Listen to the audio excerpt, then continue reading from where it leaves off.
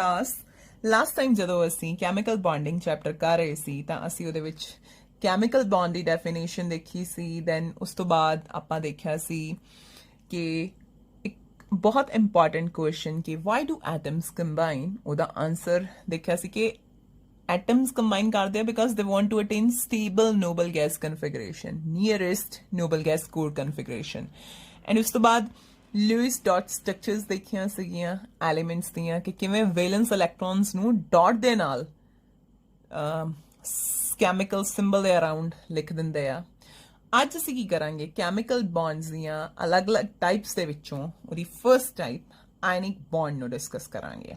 ਠੀਕ ਹੈ, तो ionic bond, there is another name for ionic bond, that is the electrovalent bond, right?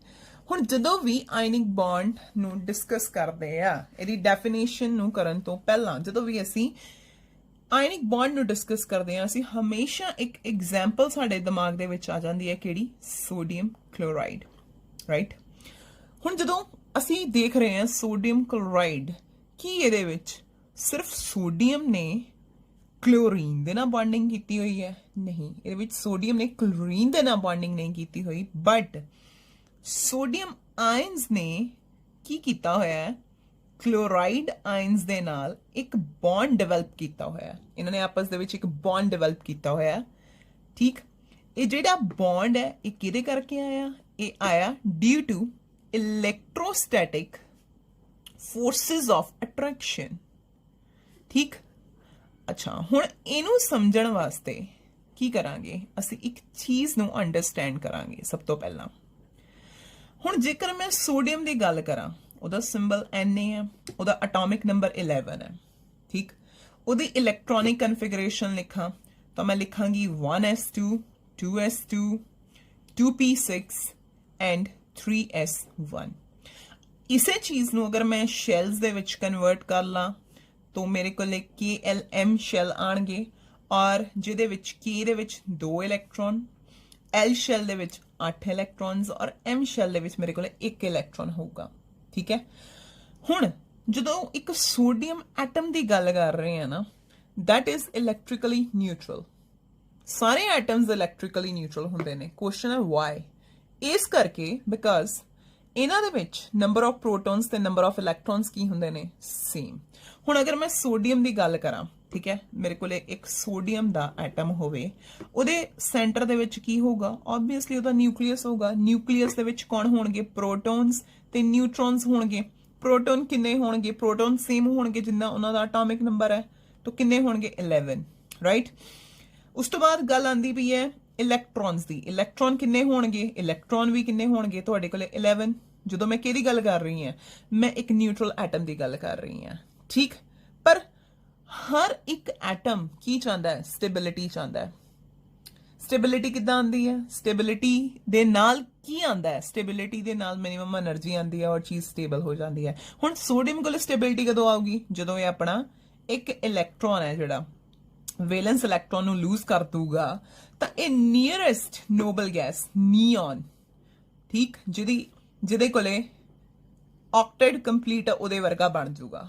ਹੁਣ ਠੀਕ ਹੈ, ਸੋਡੀਅਮ ਨੇ ਆਪਣਾ ਇੱਕ ਇਲੈਕਟ੍ਰॉन ਨੂੰ ਕੀ ਕਰਨਾ ਹੈ? ਉਹ ਚਾਹੁੰਦਾ ਹੈ ਕਿ ਉਹਦਾ ਇੱਕ ਇਲੈਕਟ੍ਰॉन ਇਹਦੇ ਤੋਂ ਨਿਕਲ ਜਾਏ ਬਾਹਰ, ਪਰ ਨਾਲ ਕੋਈ ਚੀਜ਼ ਵੀ ਤਾਂ ਹੋਣੀ ਚਾਹੀਦੀ ਹੈ ਨਾ ਜਿਹੜਾ ਇਸ ਇਲੈਕਟ੍ਰॉन ਨੂੰ ਐਕਸੈਪਟ ਕਰ ਲਵੇ।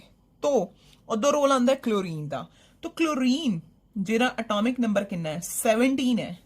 ਉਹਦੀ ਇਲੈਕਟ੍ਰੋਨਿਕ ਕਨਫਿਗਰੇਸ਼ਨ ਹੈ 1s2 2s2 2p6 3s2 and 3p5।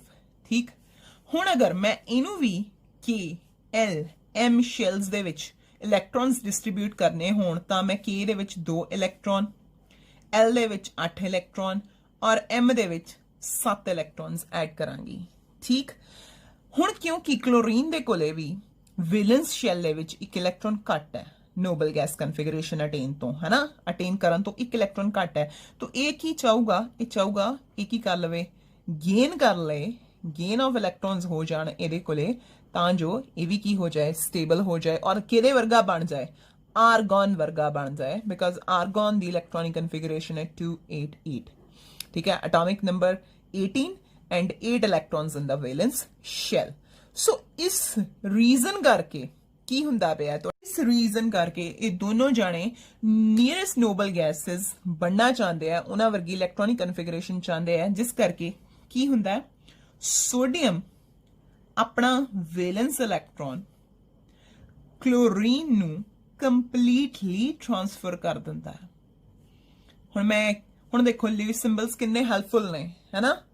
ਤਾਂ ਕੀ ਕੀਤਾ, ਸੋਡੀਅਮ ਨੇ ਆਪਣਾ ਵੈਲੈਂਸ ਇਲੈਕਟ੍ਰੋਨ ਕਲੋਰੀਨ ਨੂੰ ਕੰਪਲੀਟਲੀ ਟ੍ਰਾਂਸਫਰ ਕਰ ਦਿੱਤਾ and as a result sodium change ਹੋ ਗਿਆ ਸੋਡੀਅਮ ਕੇਟਾਇਨ ਦੇ ਵਿੱਚ ਐਂਡ ਕਲੋਰੀਨ ਚੇਂਜ ਹੋ ਗਿਆ ਕਲੋਰਾਈਡ ਐਨਾਇਨ ਦੇ ਵਿੱਚ।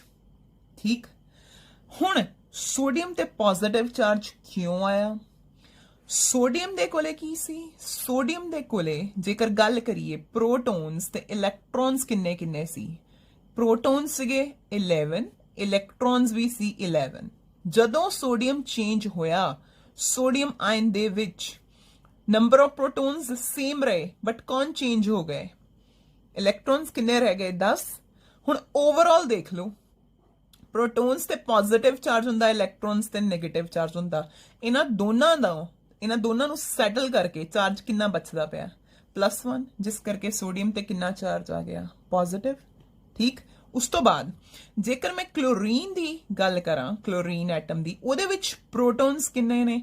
ਉਹਦੇ ਵਿੱਚ ਸੀਗੇ ਸਾਡੇ ਕੋਲੇ 17, ਇਲੈਕਟ੍ਰੋਨ ਵੀ ਕਿੰਨੇ ਸੀ? 17। ਫਿਰ ਕੀ ਕੀਤਾ ਇਹਨੇ? ਫਿਰ ਇਹਨੇ ਆਪਣੇ ਆਪ ਦੇ ਵਿੱਚ ਇੱਕ ਇਲੈਕਟ੍ਰੋਨ ਗੇਨ ਕਰਵਾ ਲਿਆ, ਸੋਡੀਅਮ ਦਾ ਲੈ ਲਿਆ, ਹੈਨਾ। ਤਾਂ ਇਹ ਚੇਂਜ ਹੋ ਗਿਆ ਕਲੋਰਾਈਡ ਦੇ ਵਿੱਚ। ਹੁਣ ਕਿਉਂ ਇਹ ਕਲੋਰਾਈਡ ਦੇ ਵਿੱਚ ਚੇਂਜ ਹੋ ਗਿਆ? ਹੁਣ ਦੇਖੋ ਪ੍ਰੋਟੋਨਸ ਕਿੰਨੇ ਰਹੇ? ਸੇਮ, ਬਟ ਇਲੈਕਟ੍ਰੋਨਸ ਵੱਧ ਗਏ। ਹੁਣ ਇਲੈਕਟ੍ਰੋਨਸ ਕਿੰਨੇ? ਇਲੈਕਟ੍ਰੋਨਸ ਤੇ ਚਾਰਜ ਮਾਈਨਸ ਹੈ, ਪ੍ਰੋਟੋਨਸ ਤੇ ਪਲੱਸ ਦਾ ਹੈ, ਤਾਂ ਓਵਰਆਲ ਚਾਰਜ ਕਿੰਨਾ ਆ ਗਿਆ? ਮਾਈਨਸ ਚਾਰਜ ਆ ਗਿਆ। ਤਾਂ ਬਣ ਗਿਆ ਮੇਰੇ ਕੋਲੇ ਐਨਾਇਨ। ਹੁਣ ਕੀ ਹੁੰਦਾ, ਜਿਨ੍ਹਾਂ ਤੇ ਆਪੋਜ਼ਿਟ ਚਾਰजेस ਹੁੰਦੇ ਨੇ, ਆਬਵੀਅਸਲੀ ਆਪੋਜ਼ਿਟ ਚਾਰजेस ਦੇ ਅਟਰੈਕਟ ਈਚ ਅਦਰ, ਤੇ ਇਹਨਾਂ ਦੇ ਵਿੱਚ ਕੀ ਡਿਵੈਲਪ ਹੋ ਗਿਆ? ਇਹਨਾਂ ਦੇ ਵਿੱਚ ਡਿਵੈਲਪ ਹੋ ਗਏ ਇਲੈਕਟ੍ਰੋਸਟੈਟਿਕ ਫੋਰਸਿਸ ਆਫ ਅਟਰੈਕਸ਼ਨ, ਜਿਨ੍ਹਾਂ ਨੂੰ ਅਸੀਂ ਕੀ ਕਹਿ ਦਿੱਤਾ? ਆਇਨਿਕ ਬੌਂਡ ਜਾਂ ਇਲੈਕਟ੍ਰੋਵੇਲੈਂਟ ਬੌਂਡ ਕਹਿ ਦਿੱਤਾ। ਹੁਣ ਇਸ ਚੀਜ਼ ਨੂੰ ਧਿਆਨ ਦੇ ਨਾਲ ਸਮਝੋ ਕਿ ਇੱਕ ਆਇਨਿਕ ਬੌਂਡ ਜਾਂ ਇੱਕ ਇਲੈਕਟ੍ਰੋਵੇਲੈਂਟ ਬੌਂਡ ਬਣਦਾ ਕਿੱਦਾਂ ਹੈ?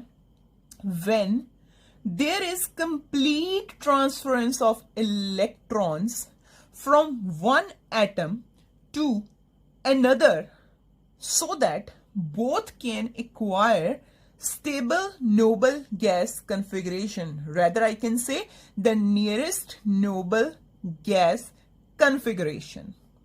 Right? So, as a result, ਇਹਨਾਂ ਦੇ ਵਿੱਚ ਜਿਹੜਾ ਬੌਂਡ ਡਿਵੈਲਪ ਹੁੰਦਾ ਹੈ, ਉਹ ਕਿਹੜਾ ਬੌਂਡ ਹੁੰਦਾ ਹੈ? ਉਹ ਹੁੰਦਾ ਹੈ ਸਾਡੇ ਕੋਲੇ ਆਇਨਿਕ ਬੌਂਡ। ਸੋ ਇਹਦੇ ਵਿੱਚ ਆਇਨਿਕ ਬੌਂਡ ਦੇ ਵਿੱਚ ਜਿਹੜੀ ਚੀਜ਼ ਤੁਸੀਂ ਮੇਨ ਯਾਦ ਰੱਖਣੀ ਹੈ, ਉਹ ਹੈ ਇਹਦਾ ਇੱਕ keyword, that is the complete transference of electrons. ਠੀਕ ਹੈ ਜੀ, ਇੱਕ ਐਟਮ ਜਿਹਦੇ ਕੋਲੇ ਇਲੈਕਟ੍ਰੋਨ ਜ਼ਿਆਦਾ ਨੇ ਉਹ ਇਲੈਕਟ੍ਰੋਨ ਲੂਜ਼ ਕਰੂਗਾ, ਤੇ ਦੂਸਰਾ ਜਿਹਦੇ ਕੋਲੇ ਇਲੈਕਟ੍ਰੋਨਸ ਘੱਟ ਨੇ, ਜ਼ਿਆਦਾ ਇਲੈਕਟ੍ਰੋਨ ਕਿਹਦੇ ਤੋਂ? ਨੋਬਲ ਗੈਸ ਕਨਫਿਗਰੇਸ਼ਨ ਤੋਂ, ਔਰ ਘੱਟ ਇਲੈਕਟ੍ਰੋਨਸ ਕਿਹਦੇ ਤੋਂ? ਉਹ ਵੀ ਨੀਅਰੈਸਟ ਨੋਬਲ ਗੈਸ ਕਨਫਿਗਰੇਸ਼ਨ ਤੋਂ। ਉਹ ਕੀ ਕਰਨਗੇ? ਆਪਸ ਦੇ ਵਿੱਚ ਕੀ ਕਰ ਲੈਣਗੇ? ਇਲੈਕਟ੍ਰੋਨਸ ਦੀ ਕੰਪਲੀਟ ਟ੍ਰਾਂਸਫਰੈਂਸ ਕਰ ਲੈਣਗੇ so that they can get stability. ਹੁਣ ਸਾਨੂੰ ਇਸ ਕੁਐਸਚਨ ਦਾ ਆਨਸਰ ਮਿਲ ਗਿਆ ਹੋਇਆ ਕਿ ਇਹ ਬੌਂਡਿੰਗ ਕਿਉਂ ਕਰ ਰਹੇ ਨੇ।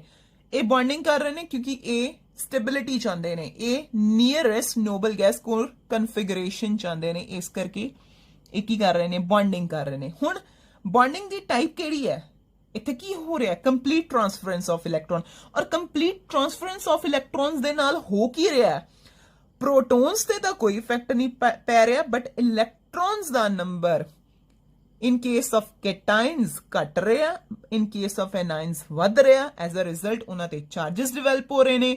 ਚਾਰजेस ਡਿਵੈਲਪ ਹੋਣ ਦੇ ਨਾਲ ਉਹਨਾਂ ਦੇ ਵਿੱਚ ਇਲੈਕਟ੍ਰੋਸਟੈਟਿਕ ਫੋਰਸਿਸ ਆਫ ਅਟਰੈਕਸ਼ਨ ਆ ਰਹੀਆਂ ਨੇ, ਜਿਨ੍ਹਾਂ ਨੂੰ ਅਸੀਂ ਕੀ ਕਹਿ ਦਿੱਤਾ? ਆਇਨਿਕ ਬੌਂਡ ਜਾਂ ਇਲੈਕਟ੍ਰੋਵੇਲੈਂਟ ਬੌਂਡ।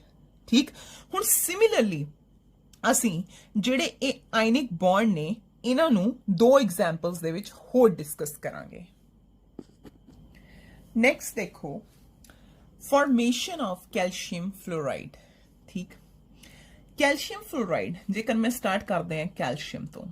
ਕੈਲਸ਼ੀਅਮ ਇਹਦਾ ਐਟੋਮਿਕ ਨੰਬਰ 20, ਇਹਦੀ electronic ਕਨਫਿਗਰੇਸ਼ਨ 1s2 2s2 2p6 3s2 3p6 and 4s2 ਅਗਰ ਇਹਦੀ ਇਲੈਕਟ੍ਰੋਨਿਕ ਕਨਫਿਗਰੇਸ਼ਨ ਨੂੰ ਅਸੀਂ ਸ਼ੈਲਸ ਦੇ ਵਿੱਚ ਫਿਲ ਕਰਨਾ ਹੋਏ ਤਾਂ ਇਹੀ ਇਲੈਕਟ੍ਰੋਨਸ ਨੂੰ ਸ਼ੈਲਸ ਦੇ ਵਿੱਚ ਫਿਲ ਕਰਨਾ ਹੋਏ ਤਾਂ ਮੈਂ ਕੀ ਕਰਾਂ 2 ਇਲੈਕਟ੍ਰੋਨ K ਸ਼ੈਲ ਦੇ ਵਿੱਚ then 8 ਇਲੈਕਟ੍ਰੋਨਸ L ਦੇ ਵਿੱਚ again 8 M ਦੇ ਵਿੱਚ ਔਰ N ਦੇ ਵਿੱਚ 2 ਇਲੈਕਟ੍ਰੋਨਸ ਤਾਂ ਮੈਨੂੰ ਇੱਥੋਂ ਦੀ ਸਮਝ ਆ ਰਹੀ ਹੈ ਇਹਦੇ ਕੋਲੇ 2 ਇਲੈਕਟ੍ਰੋਨਸ ਜਿਹੜੇ N ਸ਼ੈਲ ਦੇ ਵਿੱਚ ਪਏ ਨੇ ਉਹੀ ਇਹਦੇ ਕੀ ਨੇ ਵੈਲੈਂਸ ਇਲੈਕਟ੍ਰੋਨਸ ਨੇ ਠੀਕ ਹੈ ਅਗਰ ਇਹ 2 ਇਲੈਕਟ੍ਰੋਨਸ ਨੂੰ ਕੀ ਕਰ ਦਿੰਦੀ ਹੈ ਹੁਣ ਕੈਲਸ਼ੀਅਮ ਦਾ ਲੂਇਸ ਸਿੰਬਲ ਕੀ ਹੋਊਗਾ ਇਹਦੇ ਕੋਲੇ ਕੀ ਆ ਜਾਣਗੇ 2 ਇਲੈਕਟ੍ਰੋਨਸ ਅਸੀਂ ਸਿਰਫ ਵੈਲੈਂਸ ਸ਼ੈਲ ਨੂੰ ਡਾਟਸ ਦੇ ਨਾਲ ਰਿਪਰੈਜ਼ੈਂਟ ਕਰਦੇ ਹਾਂ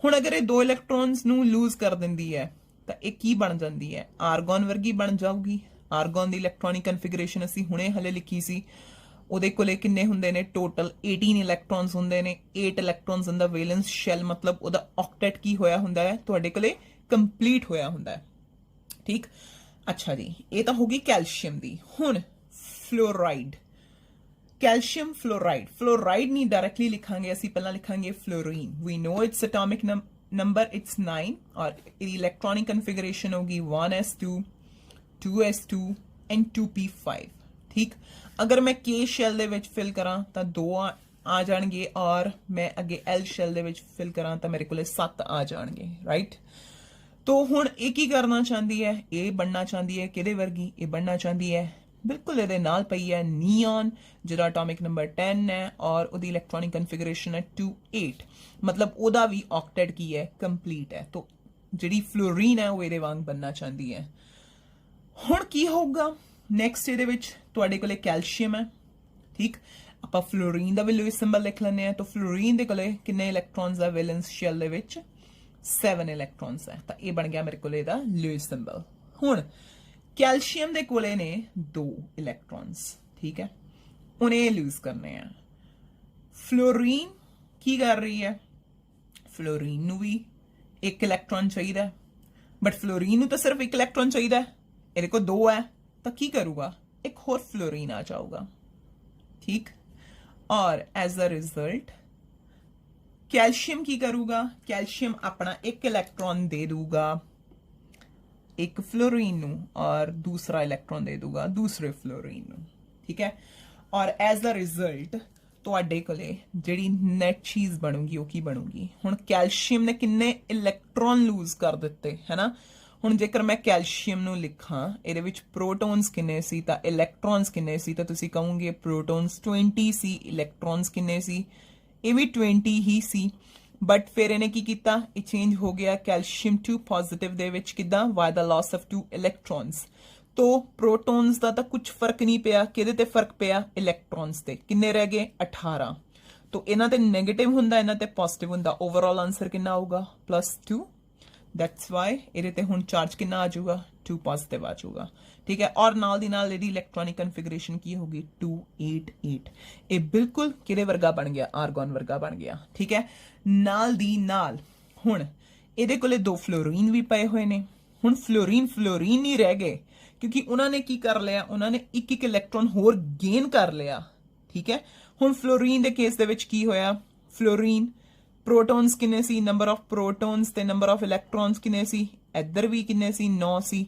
ਇਲੈਕਟ੍ਰੋਨਸ ਵੀ ਕਿੰਨੇ ਸੀ 9 ਸੀ ਫਿਰ ਇਹਨੇ ਕੀ ਕੀਤਾ ਇਹਨੇ ਇੱਕ ਇਲੈਕਟ੍ਰੋਨ ਗੇਨ ਕਰ ਲਿਆ ਤੋ ਜਿਹੜੇ ਪ੍ਰੋਟੋਨਸ ਹੈ ਕਿੰਨੇ ਹੋ ਗਏ ਇਹਦੇ ਕੋਲੇ ਕੋਈ ਫਰਕ ਨਹੀਂ 9 ਬਟ ਇਲੈਕਟ੍ਰੋਨਸ ਕਿੰਨੇ ਹੋ ਗਏ 10 ਇਲੈਕਟ੍ਰੋਨਸ ਤੇ ਨੈਗੇਟਿਵ ਇਹਦੇ ਤੇ ਪੋਜ਼ਿਟਿਵ ਔਰ ਓਵਰਆਲ ਕੀ ਹੋ ਗਿਆ ਫਲੋਰਾਈਡ ਤੇ ਕਿਹੜਾ ਚਾਰਜ ਆ ਗਿਆ ਨੈਗੇਟਿਵ ਚਾਰਜ ਆ ਗਿਆ ਕਿਹੜਾ ਚਾਰਜ ਆ ਗਿਆ ਤੁਹਾਡੇ ਕੋਲੇ ਨੈਗੇਟਿਵ ਰਾਈਟ ਤੋ ਹੁਣ ਮੈਂ ਇਹਨੂੰ ਏਦਾਂ ਰਿਪਰੈਜ਼ੈਂਟ ਕਰਦਾ ਤੋ ਇਹਦੇ ਕੋਲੇ ਹੁਣ 8 ਇਲੈਕਟ੍ਰੋਨ ਹੋ ਗਏ ਚਾਰਜ ਆ ਗਿਆ ਇਹਦੇ ਕੋਲੇ ਦੂਸਰੇ ਫਲੋਰੀਨ ਕੋਲੇ ਵੀ ਕਿੰਨੇ ਹੋ ਗਏ 8 ਇਲੈਕਟ੍ਰੋਨ ਹੋ ਗਏ ਤਾਂ ਇਹਦੇ ਤੇ ਵੀ ਕੀ ਆ ਗਿਆ ਚਾਰਜ ਆ ਗਿਆ ਠੀਕ ਔਰ ਇਹਨੂੰ ਮੈਂ ਇਕੱਠੇ ਨੂੰ ਲਿਖਣਾ ਹੋਵੇ ਤਾਂ ਮੈਂ ਕੀ ਲਿਖਾਂ ਕੈਲਸ਼ੀਅਮ ਫਲੋਰਾਈਡ ਠੀਕ ਤੋ ਇਸ ਤਰੀਕੇ ਦੇ ਨਾਲ ਜੋ ਕੈਲਸ਼ੀਅਮ ਫਲੋਰਾਈਡ ਹੈ ਉਹਦੇ ਵਿੱਚ ਕੀ ਬਣ ਗਿਆ ਤੁਹਾਡੇ ਕੋਲੇ ਇੱਕ ionic bond ਬਣ ਗਿਆ ਕਿਉਂ ਬਣ ਗਿਆ ਕਿਉਂਕਿ again there is complete transference of electrons from calcium to 2 fluorine atoms. As a result, calcium acquires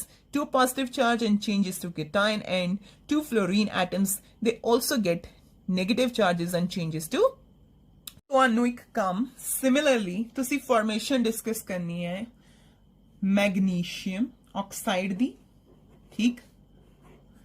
ਫਿਰ ਇੱਕ ਹੋਰ ਡਿਸਕਸ ਕਰਨੀ ਹੈ ਕੈਲਸ਼ੀਅਮ ਸਲਫਾਈਡ ਦੀ ਤੇ ਨਾਲ ਦੀ ਨਾਲ ਸੋਡੀਅਮ ਸਲਫਾਈਡ ਦੀ, ਠੀਕ ਹੈ। So this is magnesium oxide, this is calcium sulfide and last one is sodium sulfide. ਤੁਸੀਂ ਇਹਨਾਂ ਦੀ formation discuss ਕਰਨੀ ਹੈ, ਇਹਨਾਂ ਦੇ ਵਿੱਚ ਕਿਵੇਂ ionic bond ਬਣਦਾ ਹੈ discuss ਕਰਨੀ ਹੈ, ਇਹਨਾਂ ਦੀ formation of all of these. ਇਹ ਤੁਸੀਂ ਖੁਦ draw ਕਰਨਾ ਹੈ, ਤੁਹਾਡੀ ਪ੍ਰੈਕਟਿਸ ਹੋਗੀ, ਤੁਹਾਨੂੰ ਸਾਰਿਆਂ ਦੇ ਲੂਜ਼ ਸਿੰਬਲ ਲਿਖਣੇ ਆਣਗੇ, ਤੁਹਾਨੂੰ ਪਤਾ ਲੱਗੂਗਾ ਕਿ ਜਿਹੜੇ ਇਹ ਡਾਟਸ ਨੇ ਇਹਨਾਂ ਨੂੰ ਕਿੱਦਾਂ ਅਰੇਂਜ ਕਰਨਾ ਹੈ, ਮੈਗਨੀਸ਼ੀਅਮ ਤੇ ਕਿੱਦਾਂ 2 ਪੋਜ਼ਿਟਿਵ ਆਊਗਾ, ਆਕਸੀਜਨ ਤੇ ਕਿੱਦਾਂ 2 ਨੈਗੇਟਿਵ ਆਊਗਾ, ਨਾਲ ਦੀ ਨਾਲ ਤੁਹਾਨੂੰ ਇਹਨਾਂ ਦੇ ਕੈਮੀਕਲ ਨੇਮਸ ਵੀ ਯਾਦ ਹੋ ਜਾਣਗੇ। ਮੈਂ ਡਾਇਰੈਕਟਲੀ ਫਾਰਮੂਲਾ ਲਿਖਿਆ magnesium oxide, calcium sulphide, sodium sulphide, ਤੁਸੀਂ ਇਹਨਾਂ ਦੇ ਨਾਮ ਵੀ ਲਿਖੋਗੇ, ਪ੍ਰੈਕਟਿਸ ਕਰੋਗੇ ਤਾਂ ਹੋਰ ਕਲੈਰਿਟੀ ਆਊਗੀ। ਆਇਨਿਕ ਬੌਂਡਸ ਦੇ ਨਾਲ ਦੀ ਨਾਲ ਸਾਡੇ ਕੋਲੇ ਇੱਕ ਹੋਰ ਟਰਮ ਆਉਂਦੀ ਹੈ, that is the electrovalency. Ionic bond ਨੂੰ ਇਲੈਕਟ੍ਰੋਵੈਲੈਂਟ ਬੌਂਡ ਕਹਿੰਦੇ, ਉੱਥੋਂ ਹੀ ਡਿਰਾਈਵ ਹੋਇਆ ਇਲੈਕਟ੍ਰੋਵੈਲੈਂਸੀ, ਠੀਕ। ਡੈਫੀਨੇਸ਼ਨ ਬਹੁਤ ਵਧੀਆ ਤਰੀਕੇ ਨਾਲ ਸਮਝ ਆ ਜਾਊਗੀ। ਪਹਿਲਾਂ ਇੱਕ ਚੀਜ਼ ਦੇਖੋ ਤੁਸੀਂ ਕਹਿੰਦੇ ਆ ਸੋਡੀਅਮ, ਠੀਕ, ਐਟੋਮਿਕ ਨੰਬਰ 11, ਜੇਕਰ ਇਹਦੀ ਇਲੈਕਟ੍ਰੋਨਿਕ ਕਨਫਿਗਰੇਸ਼ਨ ਲਿਖਾਂ that is 1s2 2s2 2p6 3s1, ਠੀਕ।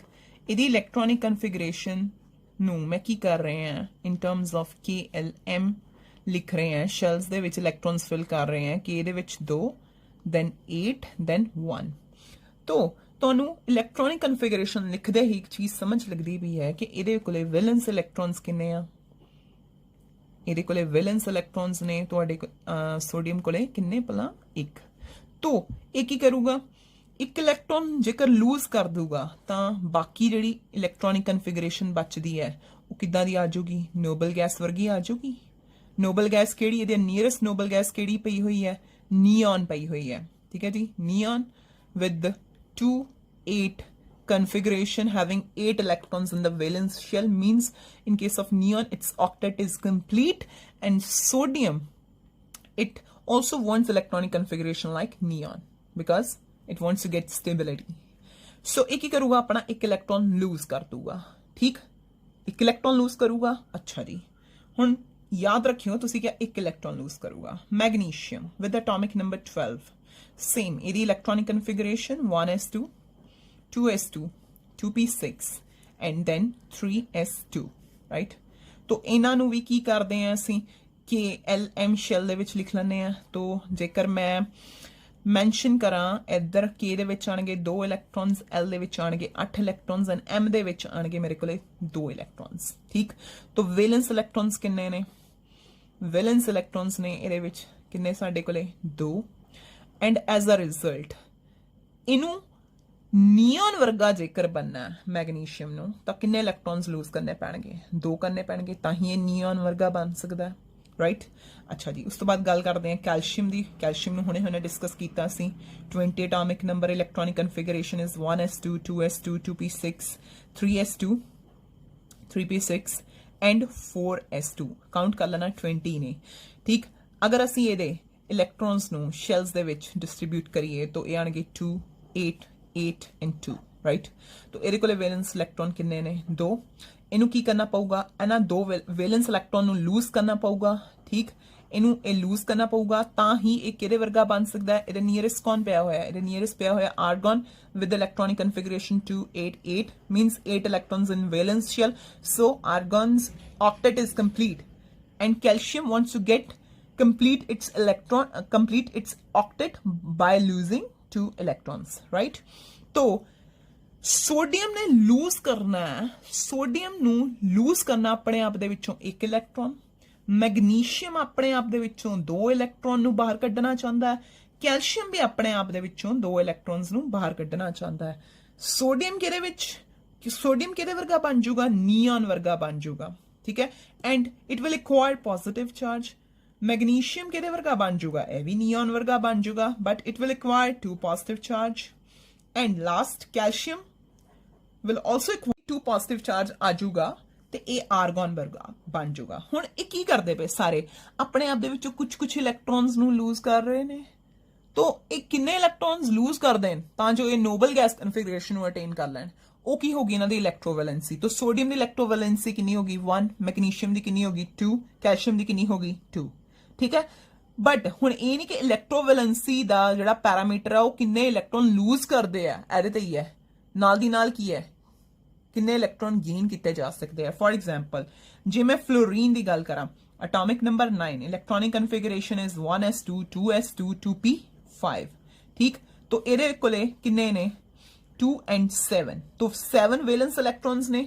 ਇਹਨੂੰ ਕੀ ਚਾਹੀਦਾ, ਇੱਕ ਇਲੈਕਟ੍ਰੋਨ ਹੋਰ ਚਾਹੀਦਾ। ਤੋ ਜਿਸ ਕਰਕੇ ਫਲੋਰੀਨ ਕੀ ਕਰੂਗਾ, ਆਪਣੇ ਆਪ ਦੇ ਵਿੱਚ ਇੱਕ ਇਲੈਕਟ੍ਰੋਨ ਐਡ ਕਰਵਾਊਗਾ ਔਰ ਕਿਹਦੇ ਚ ਚੇਂਜ ਹੋ ਜਾਊਗਾ, ਫਲੋਰਾਈਡ ਦੇ ਵਿੱਚ।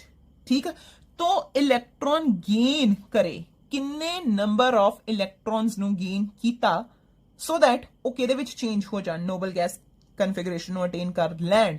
ਉਹ ਕੀ ਬਣ ਜੂਗੀ, ਉਹਨਾਂ ਦੀ ਇਲੈਕਟ੍ਰੋਵੈਲੈਂਸੀ। ਵੈਲੈਂਸੀ ਨੂੰ ਡਿਫਾਈਨ ਕਿੱਦਾਂ ਕਰਾਂ, ਇਲੈਕਟ੍ਰੋਵੈਲੈਂਸੀ ਕੀ ਹੋਈ, ਦ number of electrons lost or gained during the formation of ionic bond, electrovalent bond, ionic linkage or electrovalent linkage. This term is called as electrovalency. ठीक, कितने electrons lose करते हैं, कितने electron gain करते हैं, so that they can form a ionic bond as well as they can have electronic configuration like noble gases. ਉਹਨੂੰ ਕੀ ਕਹਿੰਦੇ ਆ, ਉਹਨਾਂ ਦੀ electrovalency ਕਹਿੰਦੇ ਆ। ਠੀਕ ਹੈ, so in case of sodium electrovalency is 1, in case of fluorine electrovalency is 1 also, right? so ਇਹ ਚੀਜ਼ਾਂ ਨੇ।